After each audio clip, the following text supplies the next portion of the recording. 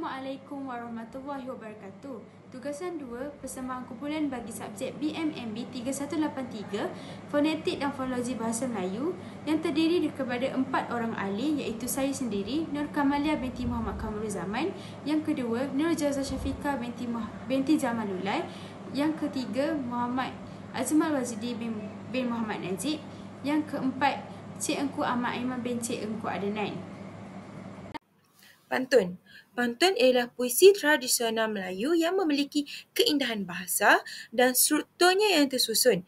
Biasanya ianya terdiri daripada 4 baris serangkap dengan pola rima AB-AB, di mana 2 baris pertama sebagai pembayang dan 2 baris terakhir mengandungi isi. Setiap baris mempunyai 8 hingga 12 suku kata yang menjadikan pantun berirama indah apabila ianya dilafazkan. Pantun berperanan bukan sahaja sebagai hiburan tetapi juga sebagai alat penyampaian nasihat, sindiran dan nilai moral. Keindahannya terselah melalui bahasa kiasan, irama yang harmoni dan pemilihan kata yang halus yang melambangkan budi dan pemikiran masyarakat Melayu. Sekarang saya akan melontarkan satu contoh pantun yang bertajuk Bahasa Jiwa Bangsa. Ikat jerami, muat ke kandar, selepas makan, mandi di telaga. Ucap difahami, wasangka terhindar. Bahasa kebangsaan, penyatu warga. Karya Harun Mohammed. Pemikiran bagi pantun Bahasa Jiwa Bangsa. Pantun ini menekankan kepentingan bahasa kebangsaan sebagai alat perpaduan dan cerminan jati diri bangsa. Melalui penggunaan bahasa yang betul dan difahami bersama, salah faham dapat dielakkan dan hubungan antara rakyat menjadi harmoni. Ia juga menggambarkan bahawa bahasa bukan sekadar alat komunikasi, tetapi lambang identiti dan penyatu warga sesebuah negara. Singkat kata, bahasa kebangsaan berperanan penting sebagai jiwa bangsa dan asas perpaduan masyarakat pelbagai kaum. Baiklah, seterusnya kita lihat pula kepada puisi yang kedua, iaitu Teromba. Teromba ialah sejenis puisi tradisional Melayu yang berkembang dalam masyarakat adat Perpatih, terutamanya di Negeri Sembilan. Ia bukan sekadar puisi biasa, tetapi ungkapan adat yang penuh dengan falsafah, nilai moral dan juga ajaran kehidupan. Dari segi istilah, perkataan teromba dipercayai berasal daripada perkataan romba ataupun ramba, yang bermaksud kata-kata yang diatur dengan adat dan sopan. Maka teromba bermaksud kata beradat yang diucapkan dengan tertib, berlapik dan juga berirama. Menurut Harun Ma'afiah 1989 dalam puisi Melayu tradisional, teromba ialah bentuk kata-kata adat yang berangkat dan digunakan dalam masyarakat adat Perpatih untuk menyampaikan amanat, nasihat, panduan dan nilai budaya melalui bahasa berirama serta penuh kiasan. Menurut Halim Ali 1995 pula, dalam sastra rakyat Negeri Sembilan, teromba merupakan seni pertuturan yang mengandungi unsur sastra lisan, adat dan falsafah hidup masyarakat Negeri Sembilan yang diwarisi secara turun-temurun. Seterusnya kita lihat pula kepada ciri-ciri teromba, di mana teromba mempunyai ciri-ciri yang tersendiri yang membezakannya daripada bentuk puisi tradisional lain seperti pantun, syair dan gurindam. Ciri yang pertama ialah teromba disampaikan secara lisan. Teromba diwariskan melalui pertuturan mulut ke mulut, bukan secara bertulis. Ia lazimnya dilafazkan dalam majlis adat seperti perkahwinan, perlantikan, penghulu ataupun rundingan adat. Penutur biasanya tokoh adat seperti buapak, lembaga ataupun penghulu luar. Yang kedua, teromba menggunakan bahasa berirama dan juga berangkap. Teromba berbentuk rangkap yang tersusun indah walaupun tiada pola tetap seperti pantun yang berbentuk AB-AB. Ritma dan nada digunakan untuk menimbulkan kesan keindahan dan juga keisafan bagi setiap rangkap. Setiap rangkap membawa satu pengajaran ataupun mesej yang tertentu. Dan ciri-ciri yang ketiga iaitu bahasa kiasan dan juga perlambangan. Gaya bahasa indah dan penuh simbol alam seperti gunung, sungai, sirih, pinang, emas dan juga pepohon yang digunakan bagi menyampaikan mesej secara halus dan sopan sesuai dengan budaya Melayu yang tinggi budaya bahasanya. Baiklah, seterusnya kita lihat pula kepada bentuk tromba di mana sebenarnya tromba tidak mempunyai bentuk yang tetap tetapi ia mempunyai struktur yang umum. Yang pertama iaitu tromba mempunyai rangkap bebas di mana tiada ketetapan bilangan baris. Namun, tromba biasanya terdiri daripada 2 hingga 6 baris setiap rangkap. Setiap rangkap membawa maksud yang tersendiri dan kadang-kadang tromba disusun seperti perenggan berangkap dengan pengulangan perkataan ataupun irama tertentu. Dan yang kedua, berirama dan berlagu. Tromba biasanya dilagukan dengan irama tertentu, bukan dibaca secara biasa. Irama tersebut dikenali sebagai lagu adat dan menjadi tanda penghormatan kepada sebuah majlis. Yang ketiga, bahasa puitis. Tromba menggunakan metafora, personifikasi dan juga simbolik di mana pemilihan kata yang halus menandakan kepetahan berbahasa orang adat. Dan yang keempat, struktur lisan. Tromba tiada bersih bertulis yang tetap. Setiap daerah memiliki variasi yang tersendiri, namun maknanya tetap berpaksikan kepada adat, nilai dan juga ajaran moral.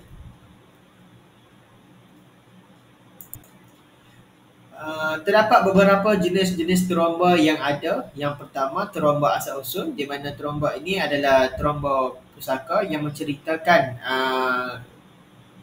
salah silah ataupun asal-usul sesebuah perkara. Yang kedua, tromba nasihat. Ketiga, tromba adat. Keempat, tromba perkahwinan, tromba ijab kabul.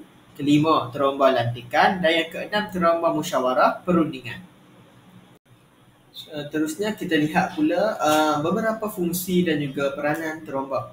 Tromba mempunyai beberapa fungsi dalam sosial, budaya, pendidikan dan juga rohani yang meluas dalam masyarakat adat Perpatim.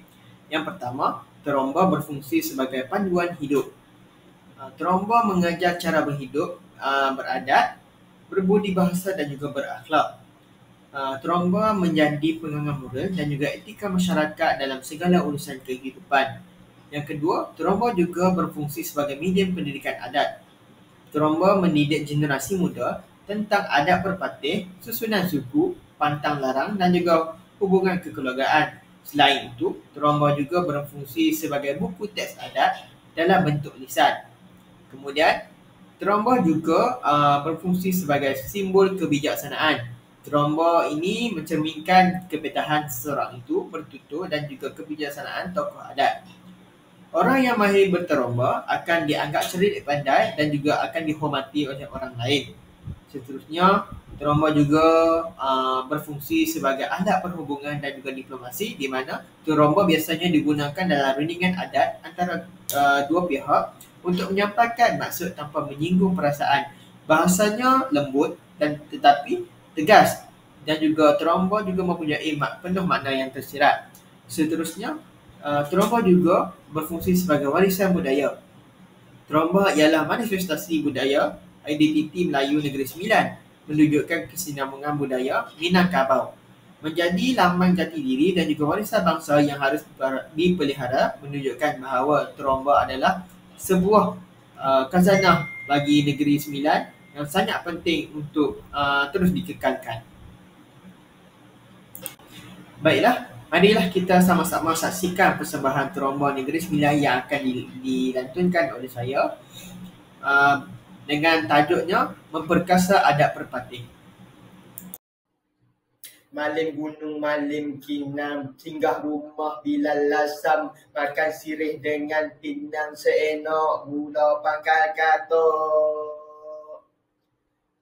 Adapun awal tak kala masa dahulu, naik di eteh Bukit Bintang, Pejaing, Boku Calang, Pelantak, Bosi, Komuntung, Membilang Tungku, Penyongek di atas timur Jalan Simpang Ompek, Solilik, Pulau Pogoco, Solembang, Tanah Melayu, Soalam Minangkabau, Soalam Jun dan Tobuko, Air So Gantang, Solubuk, Solonya, bunyi malam kok gagak dah jadi hitam, kok pangau dah jadi putih. Adat tak lapuk, dek hujan tak lokang, dek panen tak kuning, dek kunyit tak lomak, dek santan. Kok dibasuh berabih air, kok dikikih berabih bosi, kok panjang dikorek, kok kok pendek sambung, kok bocor ditampak, kok tirih dibatukan, kok terojun daripada langit sama-sama kita tampung, kok memancut daripada bumi sama-sama kita bijakkan. Adat bersendiri syarat bersendiri kitabullah. Adat dan syarat bagai aur dengan tebing, bagai isi dengan kuku, bagai irama dengan lagu, bagai mata hitam dan mata putih. Kata syarat, kata asrah, tak boleh diubah, tak boleh diagih. Kalau diubah akan binasa, kalau dialih akan celaka. Kata adat, kata muafakat. Adat dipakai dalam sepakat, adat dialih dalam muafakat. Jangan ikutkan hati nanti mati, jangan ikutkan rasa nanti binasa, jangan ikutkan nafsu nanti losu, jangan ikutkan marah nanti parah, jangan ikutkan risau nanti tidur tak tolak. Minum kopi dengan susu, kurang manis ditaruh gula. Jangan ikut hawa nafsu, kok tak mati seperti gila. Air bah, sampah tak hanyut, ini kan pula kemarau panjang. Jangan hidup seperti molekut, pikir-pikirlah untuk cermilang dan terbilang. Kau nak tahu tinggi gunung? Tanyalah burung onggang. Kau nak tahu dalam lubuk? Tanya pada memorang. Kau nak tahu labai pantai? Tanya pada soluang. Kau nak tahu hutan nan tebal? Tanya pada Pak Bolang. Kau nak tahu panjang lebar padang? Tanyalah pada Bolalang. Al-Mudaththir ayat keempat. Bismillahirrahmanirrahim. Wasiyabaka fatahni. Maksudnya, bersihkanlah pakaianmu. Apa pakaian kita sekarang? Apakah fahaman kita sekarang? Kita agungkan budaya asing. Kita bangga budaya luar. Di mana sejarah kita? Jangan jadi ayam hitam terobang malam, hinggap di dahan dan merimbun. Kut-kut air tanpa air tidak. Jadilah ayam putih terobang siang, hingga di dahan dan menganting. Kut-kut ada, tampaklah joleh. Bersatu kita tobuh, bocorai kita roboh. Untun keladi untun. Keladi untun banyak duit. Cukuplah tuhai se berterombo dan berpantun. Mohon se berundur diri. Berkelok ke jalan daik, jalan kedaik banyak kuih. Segala nan elok bawalah balik, segala nan buruk kumpul angket sini ha. Sekian, terima kasih. Baiklah, untuk pemikiran bagi Teromba yang bertajuk Adat Pepatih, bagi rakaat yang pertama, ia menggambarkan suasana masyarakat Melayu yang penuh sopan dan beradat, menunjukkan nilai persahabatan, budi bahasa dan adab menerima tetamu, diiring simbol bahasa seperti sirih dan pinang yang melambangkan permulaan bicara yang baik. Bagi rangkaian yang kedua pula, rangkaian ini membawa pembaca menelusuri asal-usul dan sejarah lama masyarakat Minangkabau. Ia menggambarkan kehidupan tradisi yang penuh dengan kerja keras dan nilai warisan, menjadi asas kepada pembentukan tamadun Melayu yang beradab dan beridentiti. Bagi rangkaian yang ketiga pula, penyampai ingin menunjukkan asal keturunan dan hubungan budaya antara tanah Melayu dan Minangkabau. Ia menegaskan bahawa walaupun berbeza tempat dan wilayah, mereka masih berkongsi akal, sejarah dan adat yang sama. Ini melambangkan persaudaraan antara rumpun bangsa. Bagi rangkaian yang keempat pula, puisi ini menyampaikan falsafah kehidupan yang menekankan ketetapan dan realiti alam, bahawa setiap sesuatu yang ditentukan sifat dan tempatnya, manusia perlu menerima hakikat serta hidup berpandukan fitrah dan kebenaran.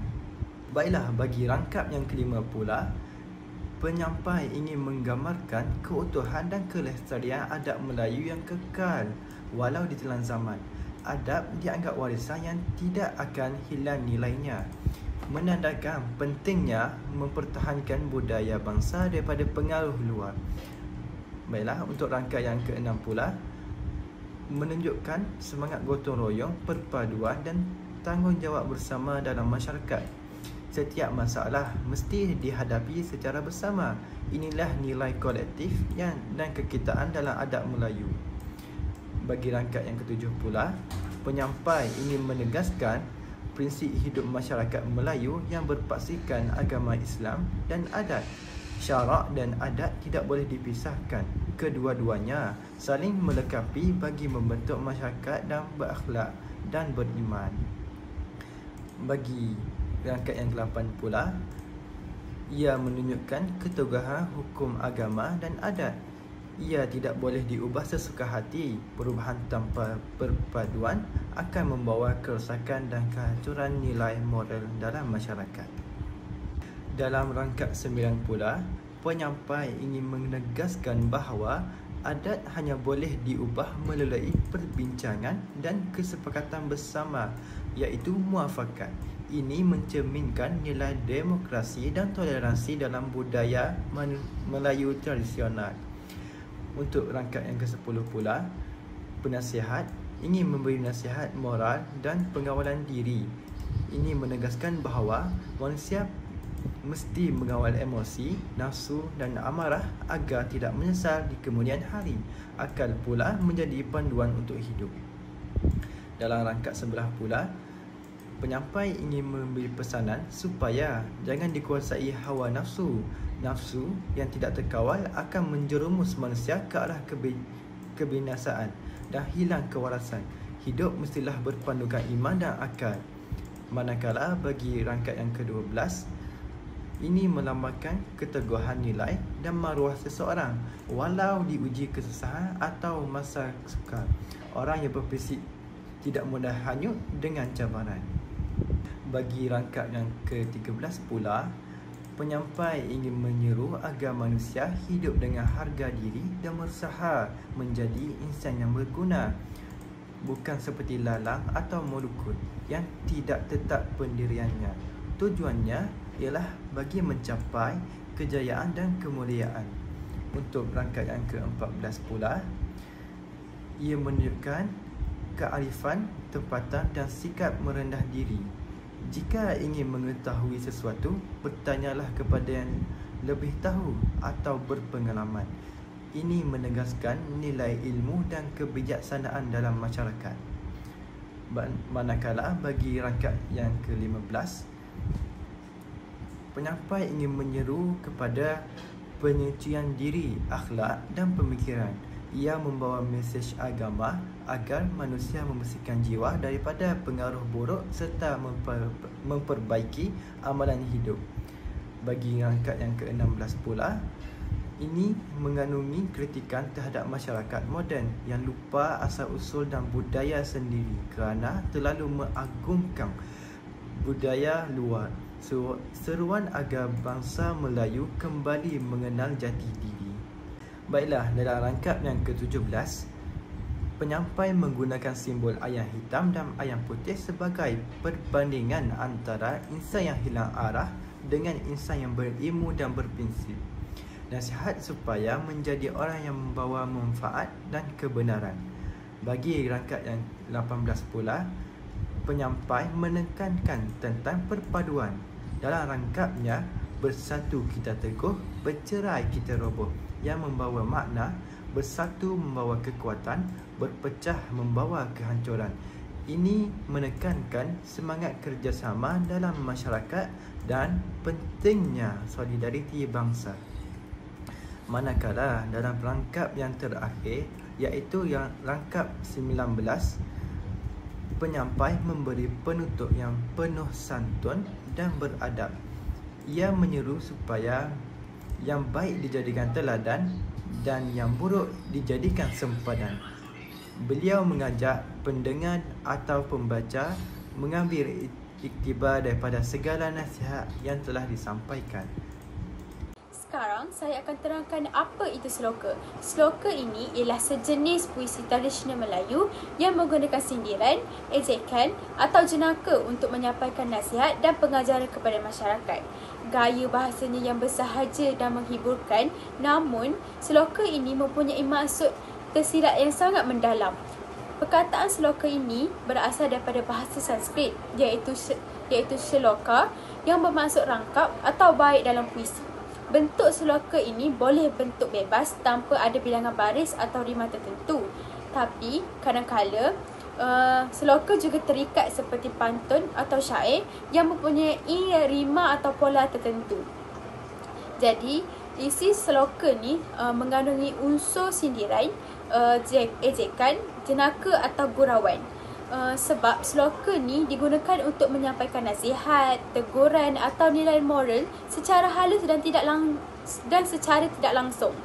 Jadi fungsi sloka ni adalah menjadi alat kepada pendidikan dan sosial untuk menegur sikap negatif dalam kalangan masyarakat. Dan juga untuk menyampaikan pengajaran dan nilai kehidupan dengan cara yang lebih menghiburkan. Aduhai malang pak kaduk, ayamnya menang kampung tergadai. Ada nasi dicurahkan, awak pulang ke buluran. Hai mudik menongkah surut, hilir menongkah pasang. Ada isteri dibunuh, nyaris mati oleh tak makan. Masa belayar kematian angin, sauh di labuh bayu berpuput. Ada rumah bertandang duduk. Baiklah, pemikiran bagi puisi Aduhai Malang Pak Kaduk. Puisi ini menggambarkan nasib malang dan kebodohan manusia akibat tindakan tanpa pertimbangan akal yang waras. Watak Pak Kaduk melambangkan individu yang mudah tertipu, tidak berfikir panjang serta tidak bijak dalam membuat keputusan hingga akhirnya menanggung kerugian dan penderitaan. Setiap rangkap mengandungi unsur sindiran terhadap sikap cuai dan tidak berhati-hati dalam hidup, seperti menjual maruah atau hak sendiri demi keuntungan sementara. Ia juga menggambarkan bahawa pengajaran supaya manusia berfikir dengan bijak, berhati-hati dan tidak bertindak tergesa-gesa dalam membuat keputusan. Atau puisi ini menyampaikan pengajaran moral agar manusia tidak mengulangi kesilapan akibat kebodohan sendiri, serta pentingnya menggunakan akal dan kebijaksanaan dalam setiap tindakan.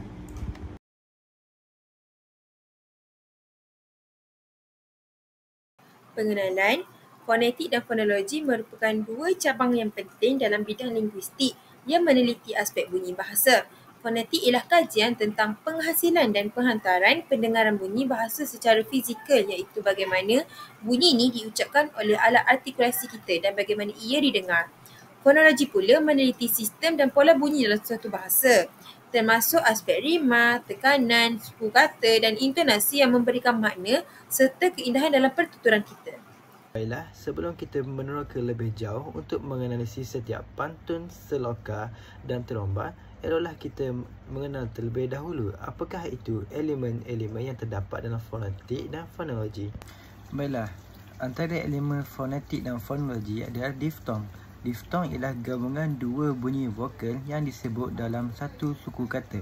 Dalam bahasa Melayu, apabila dua huruf vokal digabung dan disebut secara berlarutan dalam satu sebutan, bunyi itu dinamakan diftong. Antara contohnya adalah AI, AU dan OI, iaitu AI pandai, AU pulau dan OI amboi. Dan itu kita juga terdapat vokal rangkap. Worker rangkap ialah dua huruf worker yang berurutan dalam satu perkataan, tetapi disebut secara berasingan, bukan seperti diftong. Bezanya dengan diftong dua worker satu bunyi, manakala worker rangkap ni dua worker dua bunyi.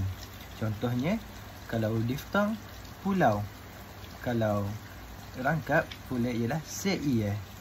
Contoh worker rangkap dalam bahasa Melayu ialah seia, keagamaan dan keseimbangan. Seterusnya adalah konsonan rangkap. Konsonan rangkap ialah dua huruf konsonan yang berturutan dalam satu perkataan. Biasanya, kedua-dua konsonan itu disebut secara berasingan apabila perkataan dilafazkan. Contohnya, masa, penggunaan perkataan SS. Dan yang kedua iaitu kompleks, iaitu penggunaan M, P dan L. Dan yang terakhir adalah consonants, iaitu perkataan N dan S. Untuk elemen yang terakhir adalah kata pinjaman. Kata pinjaman ialah perkataan yang diambil daripada bahasa lain dan digunakan dalam bahasa Melayu. Sama ada dengan sedikit perubahan sebutan atau ejaan supaya sesuai dengan sistem bahasa Melayu. Antaranya bahasa Arab, iaitu iman, zakat, hakim, masjid dan ikhlas. Untuk bahasa Inggeris pula, teknologi, komputer, radio, bateri, fail. Dan bahasa Sanskrit pula, bahasa, manusia, agama, raja dan putera. Sekarang kita beralih kepada analisis fonetik dan fonologi dalam pantun yang telah saya kaji. Sekarang saya beralih kepada analisis fonetik dan fonologi dalam pantun. Analisis fonetik ni meneliti sebutan dan bunyi fizikal dalam pantun. Bunyi vokal dominan iaitu vokal A dan E banyak digunakan, contohnya kanda, telaga, terhindar dan warga. Pengulangan bunyi A memberikan kesan yang lembut, harmoni dan mudah untuk kita lafazkan. Ini sesuai dengan tema perpaduan bahasa, iaitu tema pantun saya sendirilah. Yang kedua, bunyi konsonan. Bunyi letupan K, T dan D muncul beberapa kali, iaitu ikat, kanda, telaga, difahami. Bunyi ini yang menimbulkan rentak yang tegas dan menggambarkan kekuatan serta keteguhan bahasa kebangsaan kita. Ketiga, terdapat irama dan tempo. Setiap baris mempunyai 4 hingga 5 perkataan yang menjadikan pantun ni lebih berirama, seimbang dan mudah untuk diucapkan. Ini memudahkan pendengar untuk menangkap mesej tentang kepentingan bahasa, tentang mesej yang ingin disampaikan oleh pantun tersebut.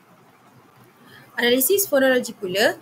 Fonologi meneliti pola dan sistem bunyi dalam bahasa, termasuk rima, aliterasi dan asonansi. Yang pertama, terdapat rima akhir iaitu rima AB, iaitu kita boleh dapat lihat kanda, ada A, telaga, A, terhindar, ada A, warga, B. Rima AB ni yang memberikan keseimbangan dan keindahan bunyi. Ciri klasik ni didapat lihat macam ciri klasik pantun Melayu. Yang kedua ada asonansi. Apa tu asonansi? Asonansi ni ialah pengulangan bunyi vokal. Kita dapat lihat pengulangan vokal A dalam bahasa iaitu kebangsaan, warga menonjolkan mesej utama pantun, bahasa sebagai jiwa bangsa. Masih lagi berada di analisis fonologi. Yang ketiga, aliterasi iaitu pengulangan konsonan. Bunyi M dalam muat, makan, mandi, dia menghasilkan kesan yang lembut dan mengalir. Kita dapat rasa kelembutan tu. Bunyi B dalam bahasa iaitu bangsa menimbulkan penegasan dan kekuatan identiti bangsa kita.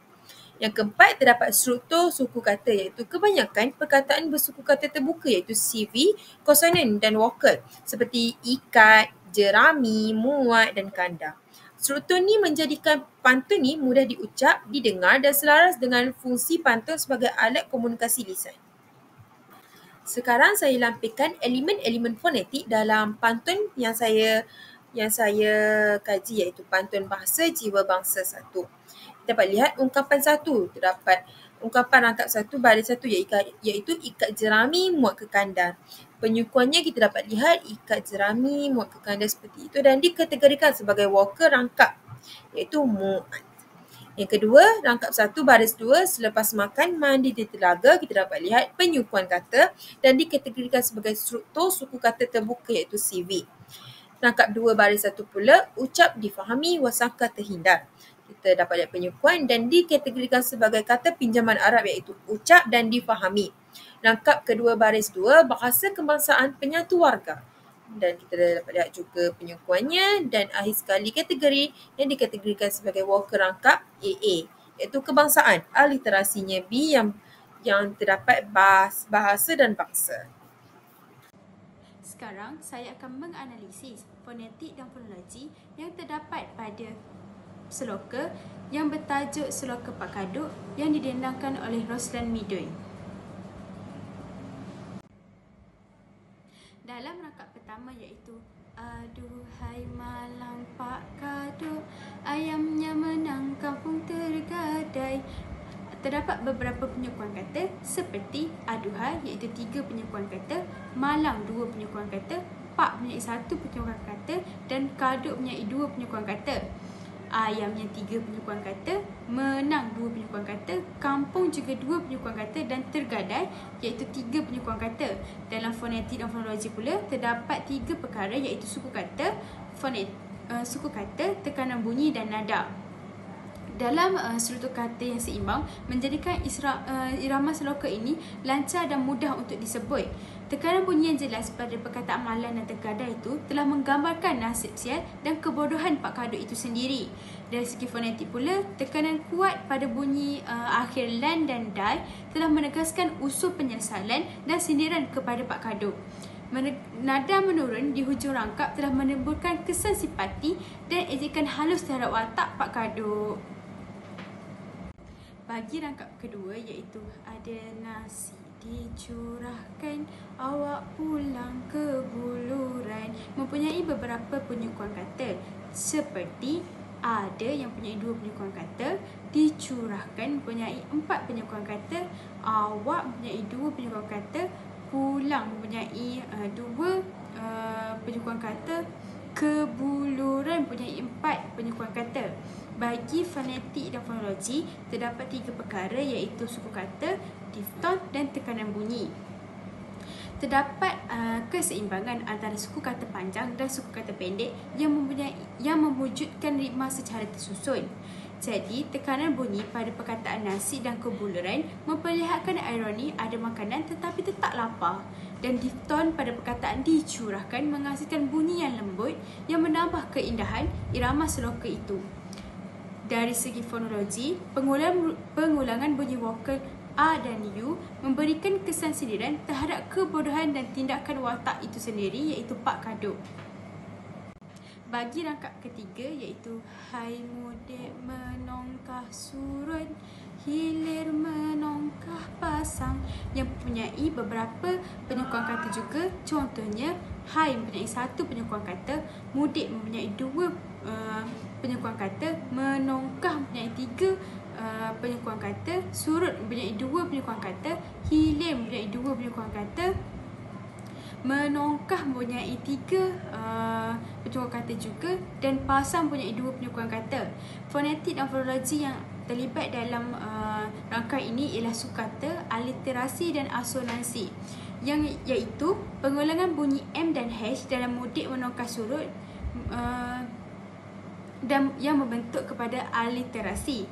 Bunyi vokal U dan A pula yang berulang mewujudkan asonansi yang menjelaskan lagi keindahan dan keseimbangan pada bunyi dalam seloka ini.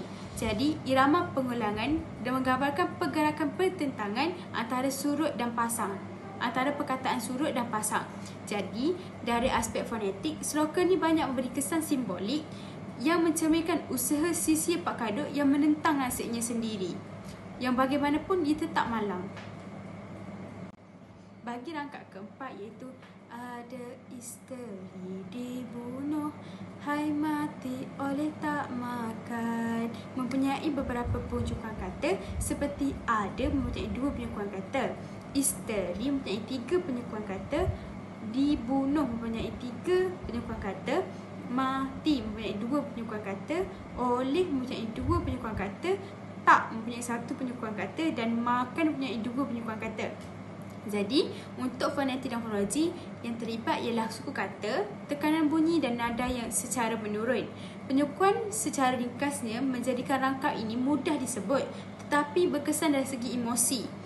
Dan tekanan bunyi jatuh pada perkataan dibunuh dan mati yang menunjukkan kesedihan dan kehilangan Pak Kadut itu sendiri.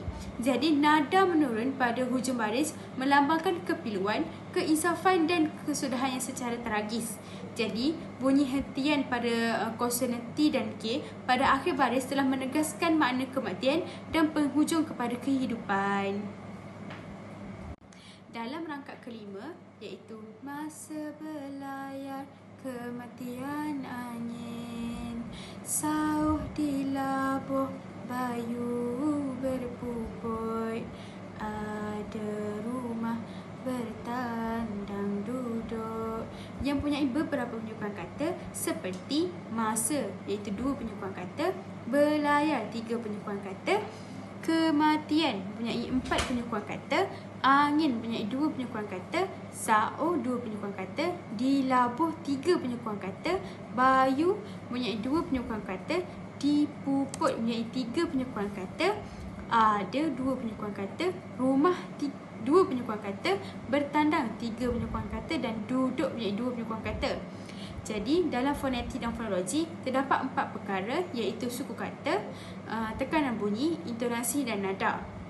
Jadi struktur kata panjang telah memberikan rentak perlahan dan tenang kepada seloka ini. Tekanan bunyi pula ada pada perkataan kematian dan berpuput yang menunjukkan kesedihan dan suasana yang secara reda. Intonasi yang lembut dengan nada mendatar telah menggambarkan penerimaan terhadap takdir itu sendiri. Jadi penggunaan bunyi beh, meh dan u mencipta harmoni lembut, menandakan kesyahduan dan keinsafan. Baiklah, seterusnya kita lihat pula kepada analisis fonetik dan fonologi dalam terombak. Baiklah, analisis yang saya laksanakan dalam terombak ini terbahagi kepada beberapa bahagian, antaranya iaitu diftong.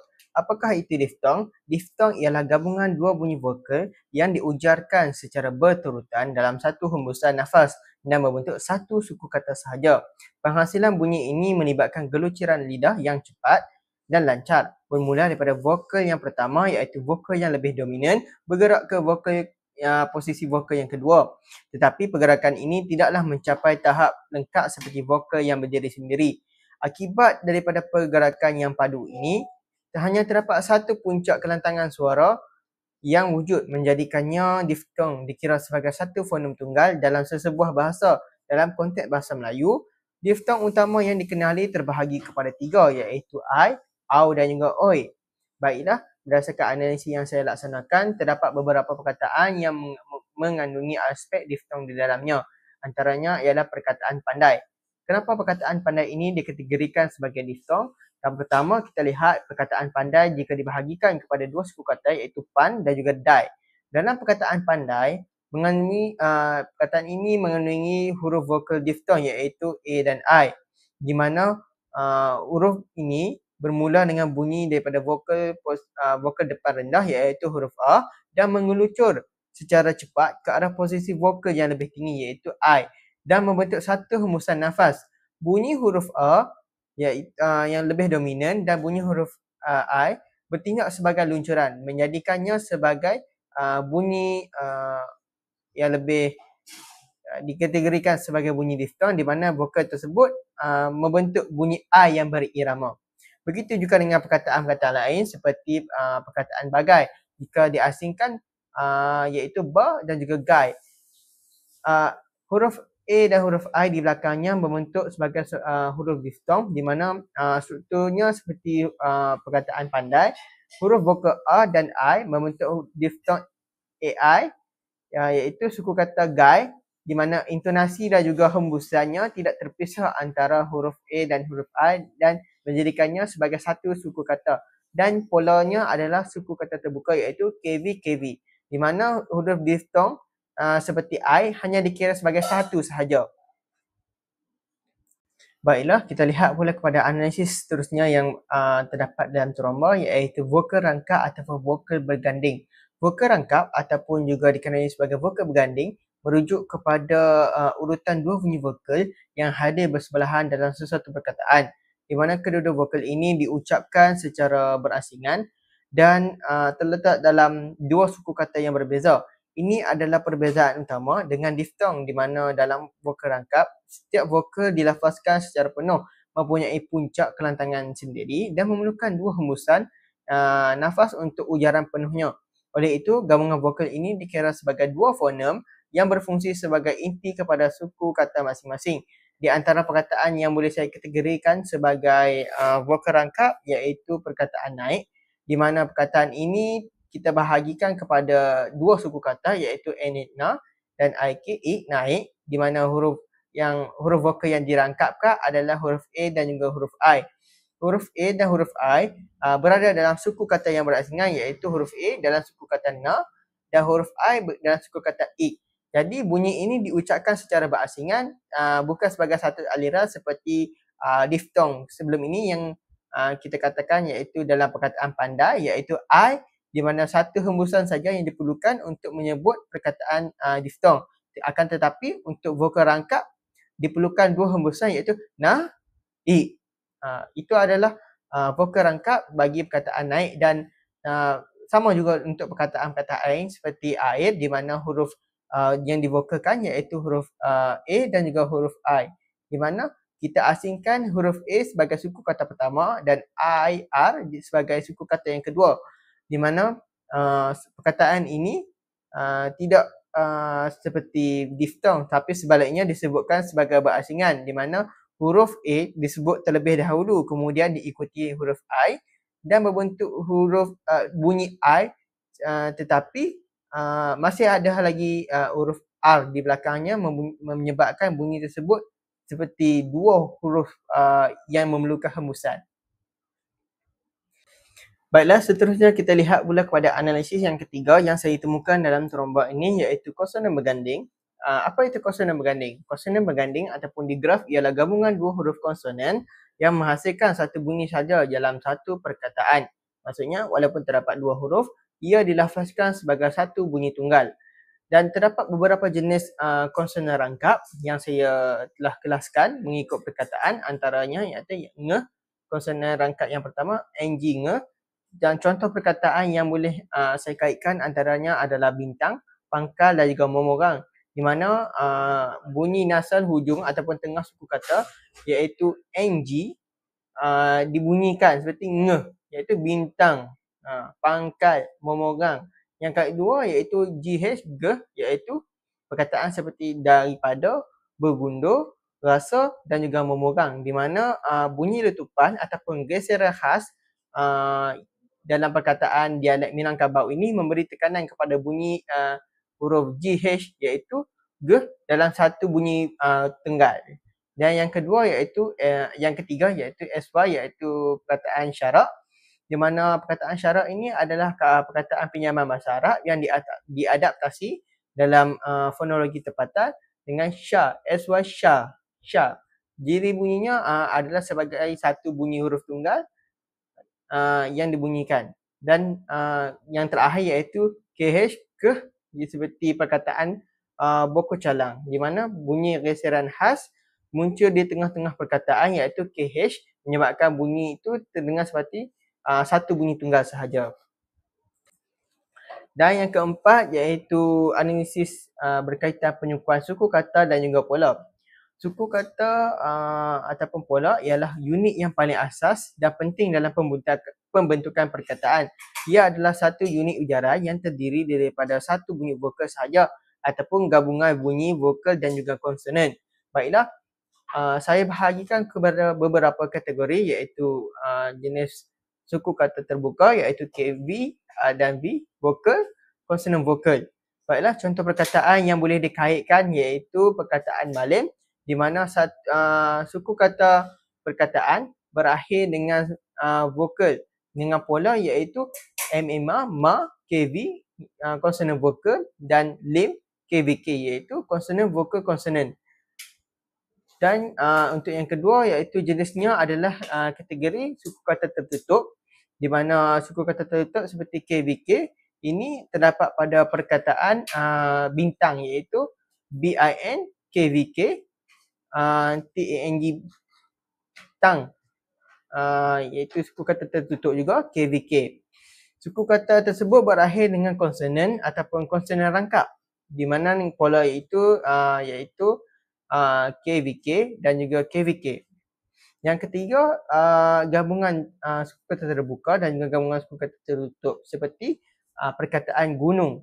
Suku kata pertama yang terbuka adalah Giugu, iaitu suku kata terbuka KV, konsonan vokal, dan nung, gunung.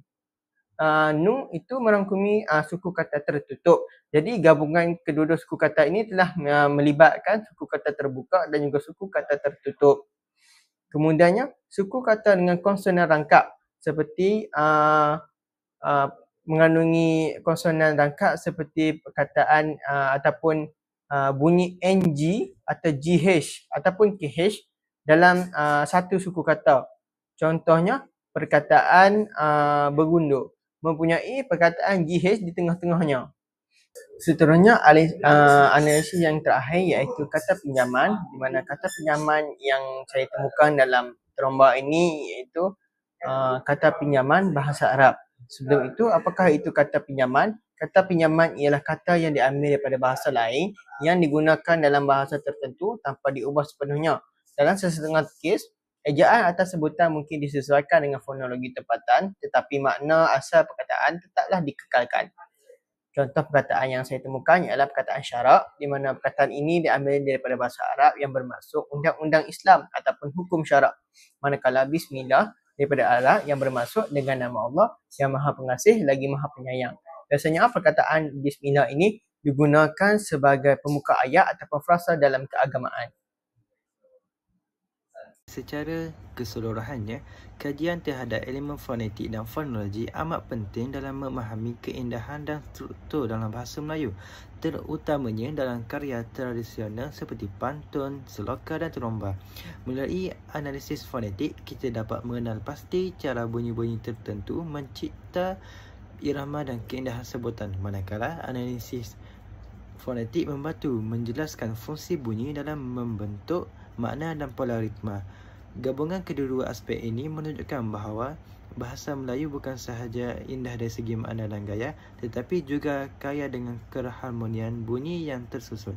Oleh itu, pemahaman terhadap fonetik dan fonologi bukan sekadar ilmu linguistik, tetapi turut memperkukuh warisan dan estetika bahasa Melayu dalam sastra tradisional.